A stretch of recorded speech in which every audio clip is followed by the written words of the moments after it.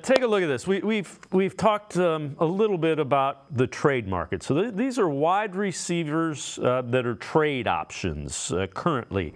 Their names have been bandied about. Mike Williams, Chargers. Contract currently $17 million. We'll talk a little bit more about him in a minute. Brandon Ayuk, $14.1 million. He would be expensive to acquire.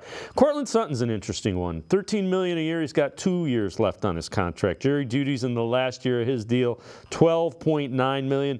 T. Higgins was tagged, so he's $21.8 million. Bengals are not trading him to the Browns, even if they trade him. And Deontay Johnson, $7 million with the Steelers, might be unhappy.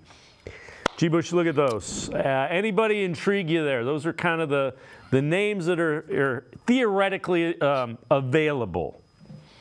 So as I go off the top of my head, I like Deontay Johnson. He does have some drops.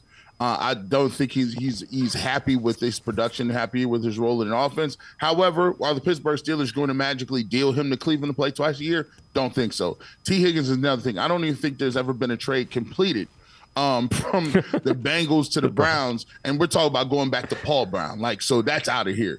Then you take a look at it from a standpoint, Brandon Ayuk, I mean, he had 1,500 yards last year. What do they want for him? The heavens and the earth? I mean, what kind of trade package do they want? And it's crazy because the Browns don't even have a first-round pick. So I'm like, Brandon Ayuk looks crazy. Then you go to some of the other guys. You look at the top of Mike Williams. Scary thing with Mike Williams is, would you want your number one receiver, your number one running back, your number one quarterback, and both of your tackles coming back off major knee injuries? I don't know if I don't know if I feel, we talk about giving Nick Chubb a red shirt for half of the year. What about Mike Williams? I don't know what he looks like. So then that leaves us, who else is left on that board? I didn't try to Courtland memorize Sutton, Jerry Jeudy. So down for me, it comes down between Courtland Sutton and Jerry Jeudy. Jerry Jeudy is in his last year of a deal. I believe he was a first-round pick. Yep. And has not done anything, so to speak. But Courtland Sutton, let me tell you about him though. He had 10 touchdowns last year, which intrigues me. 10 touchdowns, I think 800-some yards. Not too much of offense to speak of with Russell Wilson.